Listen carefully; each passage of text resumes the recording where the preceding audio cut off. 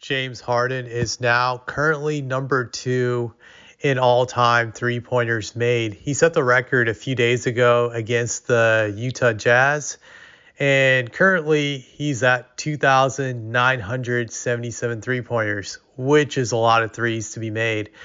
And for those of you who don't know, the previous guy in the number 2 slot was Ray Allen, another all-time great three-point shooter. What I do find interesting about James Harden is that his three-point percentage all time, if you look it up, is only 36%. So it's not super high when you think about it. 36% is a decent three-point shooting percentage. I just want to look up Stephen Curry's all-time shooting percentage from three. Let me just pull that up. Steph is ridiculous, 42% all time from three.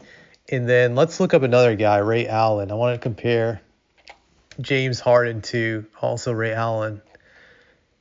Ray Allen's all-time three-point percentage career average is 40%, which is also super high. Another guy I want to pull up is Reggie Miller. This is the last guy I'm going to pull up because Reggie Miller was a volume three-point shooter. So Reggie's at 39.5%. So he's almost at 40. I'll be generous and round it up to 40%. So basically all three of those guys were volume three-point shooters. At one point in time, all three of those guys had the NBA three-point record for most threes made. Steph currently still has that record. I don't think it'll be broken anytime soon. But I just want to bring it up. These guys were efficient shooters. These guys shot ridiculously high percentages. While James Harden, I think he's an example of this era of just chucking up shots. That Harden was a volume three-point shooter. I wouldn't say necessarily he was super efficient in any way or even efficient, but was he a decent three-point shooter? Yes, I'll give him that. But he was never a great three-point shooter. I believe James Harden never has shot even 40% for his career from three ever in any regular season. When I look it up, that is correct. The highest percentage he ever shot in a season was actually a few years ago when he was in Philadelphia at 38.5%. So he's never been really a great three-point shooter. Actually, highest he's ever shot is 39% when he was in OKC in year 3 of his career. So he's never been able to crack the 40% mark.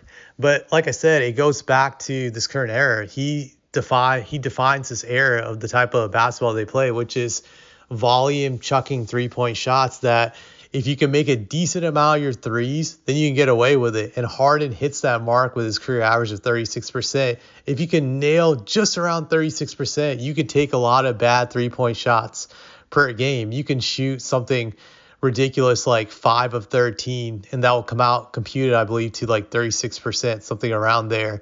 And you're fine because that is enough to cover the efficiency when it comes to that, but it makes for ugly basketball to watch. But unfortunately, now you have a bunch of people that play that style.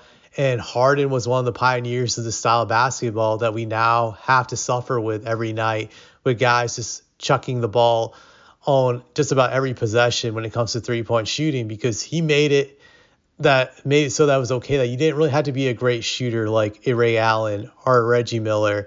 Granted, Steph Curry had this effect on it too. A lot of guys tried to copy him, but they weren't as efficient as him. But I think Harden really took it to another level in that regard when it came to guys not having to be efficient, which allowed for a copycat league to happen. He played definitely a huge role in it, especially with those Rocket teams he was with during the mid 2010s, in the sense that they took the Warriors' creates with three-point shooting, took it to another level with D'Antoni being their coach. And I think at one point in time, they were chucking the most threes in the league per game. It was considered pretty high. This was several years ago. I think now teams are even chucking more, but they made it okay to chuck threes on like every single possession, just to go for threes. If you don't have a three, just go for a dunk.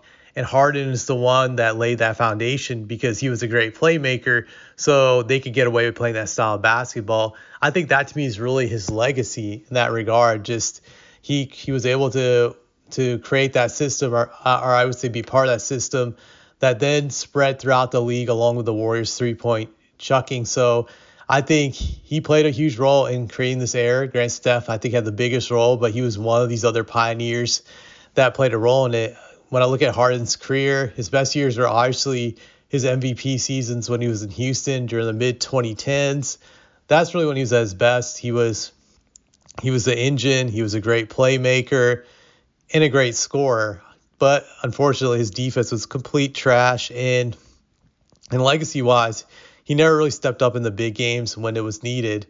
So that's really how I reflect on his legacy. And going back to his three-point achievement, he's not a great shooter, but now he's number 2 all-time on the three-point list, which shows to me how flawed the NBA it really is when it comes to three-point shooting these days, that he was able to get that high. And I'm sure somebody will surpass him eventually, whether it's 10, 15, 20 years down the line, just due to all the three-point chucking we have today. We've had guys, once they're rookies now, that they're chucking 7 or 8 shots a game from three. So I think he'll be passed one day.